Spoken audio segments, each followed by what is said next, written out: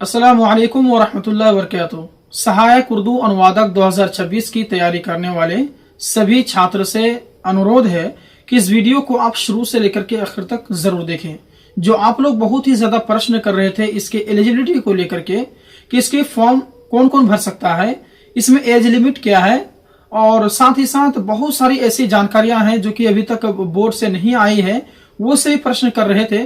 तो आज की इस वीडियो में आपके सारे सवालों का जवाब देने वाला हूं और साथ साथ मैं आपको तैयारी के बारे में बताऊंगा कि इसकी तैयारी कब से शुरू हो रही है। साथ में इसके सिलेबस के ऊपर भी बात करेंगे।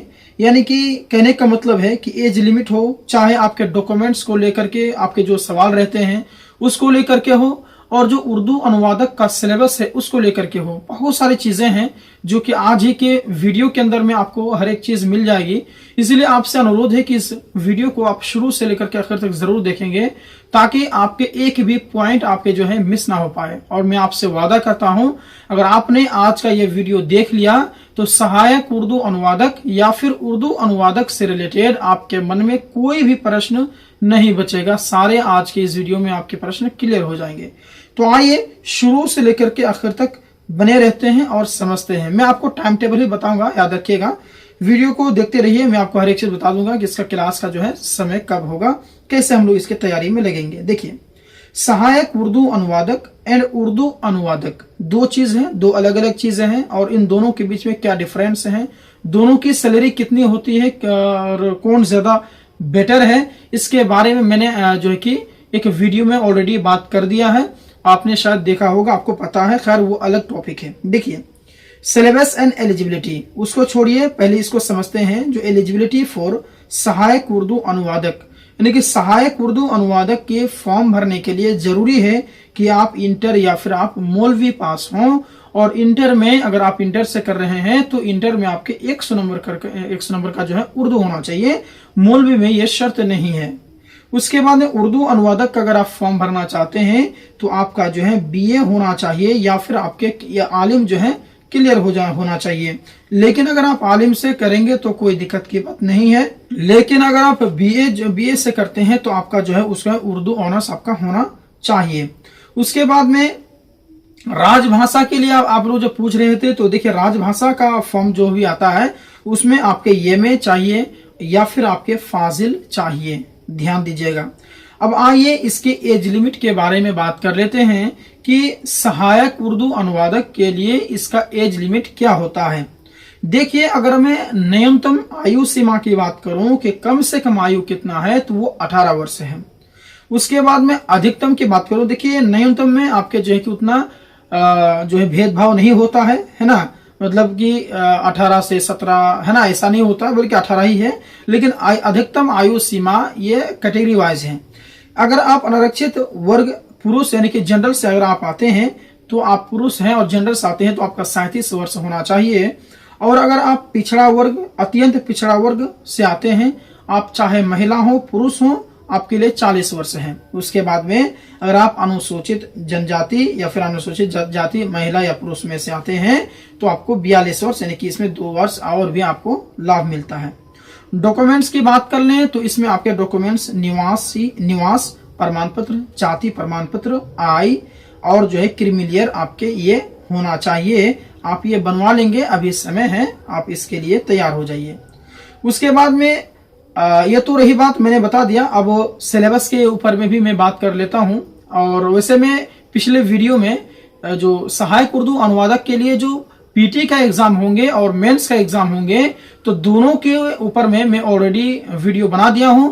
फिर भी बहुत सारे ऐसे स्टूडेंट हैं जो कि उन्हें नहीं देखा है, तो आज के इस वीडियो के अंदर में भी बात कर लेगा और जो है उर्दू अनुवादक के सिलेबस के बारे में बात करेगा। उससे पहले मैं आपको क्लास का टाइम टेबल समझा देता हूं। देखिए, अगर आप इसी चैनल से यानी कि एक्टिव ज्ञानी क्रीड़ा 9.0 से अगर आप लोग तैयारी करना चाहते हैं तो उसका टाइम टेबल समझ लीजिए कि क्लास टाइम टेबल फॉर सहायक उर्दू अनुवादक पीटी का एग्जाम के लिए आपके जो है कि सबसे पहले पीटी का एग्जाम होता है, फिर मेंस होता है, ठीक है। तो पीटी का एग्जाम जो होंगे उसके लिए हम लोग जो तैयारी करेंगे वो 9 बजे होंगे, यानी कि क्लास का टाइम 9 बजे रात को, ठीक है।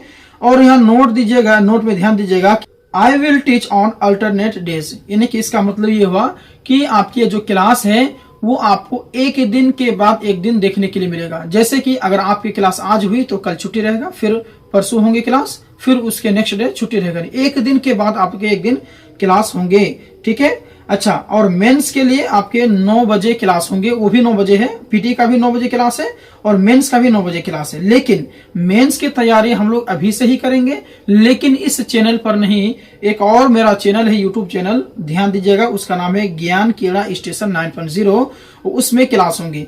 तो जिस दिन आपके सहायक उर्दू अनुवादक का पीटी का एग्जाम इस चैनल पर होंगे, उस दिन मेंस का एग्जाम उस चैनल पर बंद रहेगा, और जिस दिन उसमें मेंस का तैयारी होंगे उस दिन इसमें क्लास बंद रहेंगे। यानी कहने का मतलब है उसमें भी एक दिन के बाद एक दिन। कहने का मतलब है कि आज इस चैनल पे आपने सहायक उर्दू अनुवादक के लिए पीटी के एग्जाम का क्लास चला, तो कल के दिन इस चैनल पर क्लास बंद रहेगी और उस चैनल पर मेंस की तैयारी होगी। यानी मतलब कि एक तरह से कहा जाता है कि ये आपके रेगुलर क्लास है, एक दिन पीटी के एग्जाम की तैयारी हो रही है और एक बार मेंस के एग्जाम की तैयारी हो रही है। ऐसा मैं क्यों कर रहा हूं, समझिए। देखिए, पीटी का एग्जाम जो है ना बहुत ही ज्यादा आसान रहता है, आप कोई भी उसको पास कर लेगा, बहुत ज्यादा मतलब इजी रहता है। मैं आपको तैयारी कराऊंगा, आप समझ जाएंगे कितना आसान रहते हैं। ज्यादा प्रॉब्लम होता है मेंस में, इसीलिए मैं सोच रहा हूं कि मेंस की तैयारी अभी से ही करूं, और बहुत सारे ऐसे स्टूडेंट हैं जिनका मांग भी है कि मेंस के साथ साथ में क्लास कराइए, इसलिए मैं उस चैनल पर मेंस की तैयारी कराएगा और इस चैनल पर आपको जो है पीटी के एग्जाम की तैयारी कराएगा। और दोनों ये उस चैनल का लिंक जो है डिस्क्रिप्शन में दे दूंगा, जाकर के सब्सक्राइब कर लीजिएगा, ठीक है। और वैसे आप ग्रुप में जुड़ जाइए, ग्रुप में अगर आप जुड़ जाते हैं तो आपको लिंक डायरेक्ट मिल जाएगा ग्रुप में, ठीक है। अच्छा, ग्रुप में जुड़ने के लिए आप दिए गए नंबर पर आप कांटेक्ट कर सकते हैं। चलिए अब आइए समझ लेते हैं उर्दू अनुवादक के सिलेबस के बारे में। देखिए, उर्दू अनुवादक का सिलेबस और जो क्या होते हैं सहायक उर्दू अनुवादक का सिलेबस, दोनों का सिलेबस लगभग में आपके सेम है, कुछ ही अंतर है। कौन कौन सा अंतर है समझिए। देखिए इसमें, अच्छा मैं आपको बताता हूं कि उर्दू अनुवादक में पीटी नहीं होते हैं, डायरेक्ट आपके मेंस ही होते हैं, और लेकिन इसमें 2 पेपर होते हैं, एक होता है पेपर 1 और एक होता है पेपर 2, ठीक है। तो अभी हम लोग बात कर रहे हैं उर्दू अनुवादक के सिलेबस के बारे में, और इसमें जो पेपर 1 है, पेपर 1 के बारे में। तो पेपर 1 के लिए आपके 3 घंटे का समय रहता है, जिसमें आपके टोटल 100 नंबर करके रहता है, ठीक है।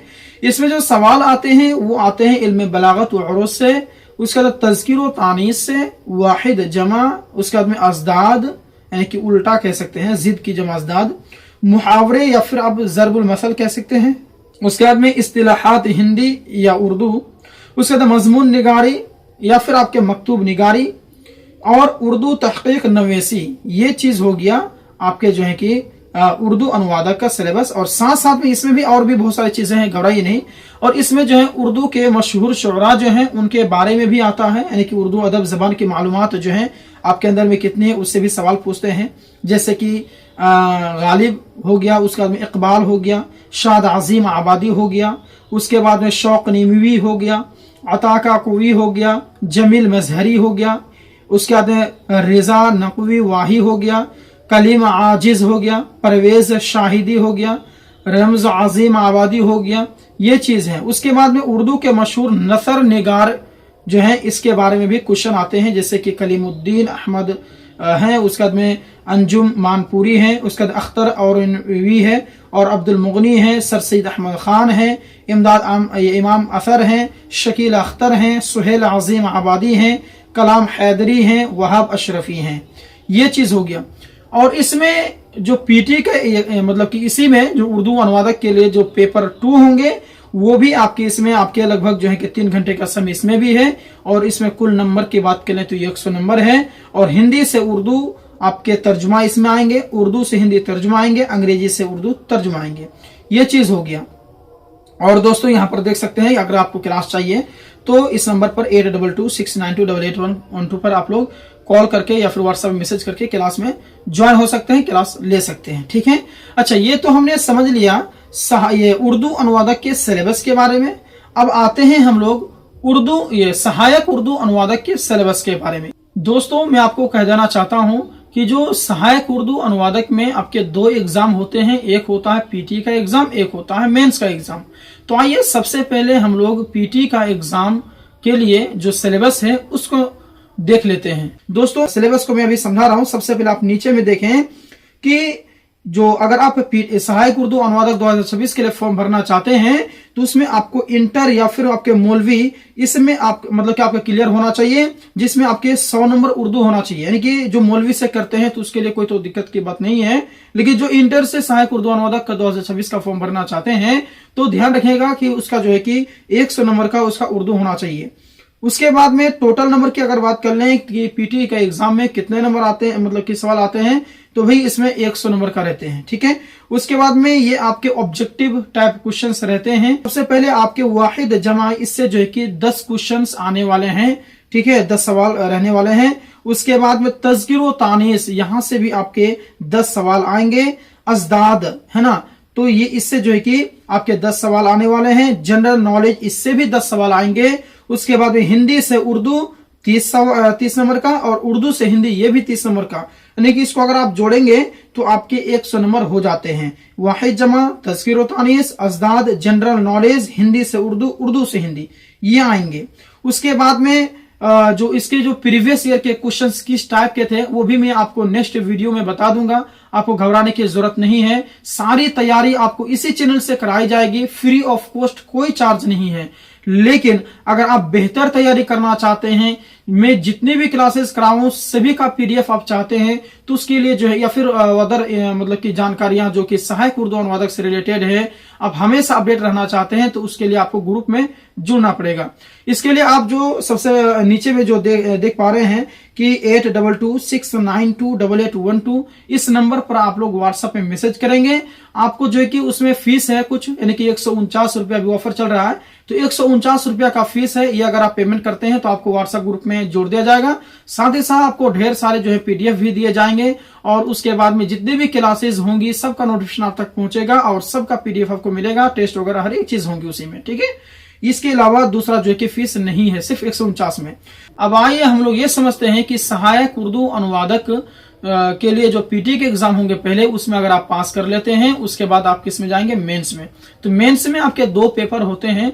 अब आइए दोनों पेपरों का जो सिलेबस है उसको समझते हैं। सबसे पहले आइए नीचे में समझते हैं हम लोग। यहाँ पर थोड़ा सा टाइपिंग मिस्टेक है दोस्तों, यहाँ ग्रेजुएशन और आलिम नहीं होना चाहिए, यहाँ पर आपके जो है कि इंटर और मौलवी होना चाहिए। तो इंटर या मौलवी ये आपके जो है कि 100 नंबर का उर्दू के साथ आप किए हुए हों। उसके बाद में ये जो है टोटल आपके जो मेंस का एग्जाम होता है वो 200 नंबर का होता है। पेपर 1 जो है 100 नंबर का रहता है, और पेपर 2 जो है ये आपके 100 नंबर का होता है, यानी कि टोटल आपके 200 नंबर का हुआ। और ये ऑब्जेक्टिव नहीं रहते हैं, सब्जेक्टिव रहते हैं, आपको इसमें लिखने का रहता है। ठीक है, उसके बाद में आइए अब इसके जो है कि सिलेबस को समझ लेते हैं। तो देखिए पेपर 1 का सिलेबस है कि वाहिद और जमा, यहां से आपके जो है कि 10 नंबर का सवाल पूछा जाएगा। तज़किर व तानीस, यहां से भी आपके 10 नंबर के सवाल आएंगे। अजदाद, इससे भी आपके 10 नंबर रहेंगे। ज़रबुल मसल, ये आपके 10 नंबर का रहेगा। मुहावरा से भी आपके 10 नंबर। सर्फ नह, यहां से आपके 20 नंबर। मजमून या खुतूत, यहां से 15 नंबर। और मजमून ये मुख्तसर नवेसी, यहां से आपके 15 नंबर। टोटल आप अगर आप काउंट करेंगे तो 100 नंबर का हो गया। ठीक है, ये आपके पेपर 1 का टॉपिक मतलब कि ये है सिलेबस है। उसके बाद में मेंस एग्जाम का जो पेपर 2 होगा उसका सिलेबस क्या है कि उर्दू से हिंदी ये आपके 40 नंबर का रहेंगे, अनुवाद करने के रहते हैं, ट्रांसलेट करने के लिए रहेंगे। ठीक है, और हिंदी से उर्दू ये आपके जो है कि 40 नंबर के भी रहेंगे, और ये बहुत ही ज्यादा जो है कि आपके बड़े नंबर है एक तरह से कह सकते हैं। और अंग्रेजी से उर्दू ये 10 नंबर के सवाल रहेंगे, और अंग्रेजी से हिंदी ये आपके 10 नंबर के सवाल रहेंगे।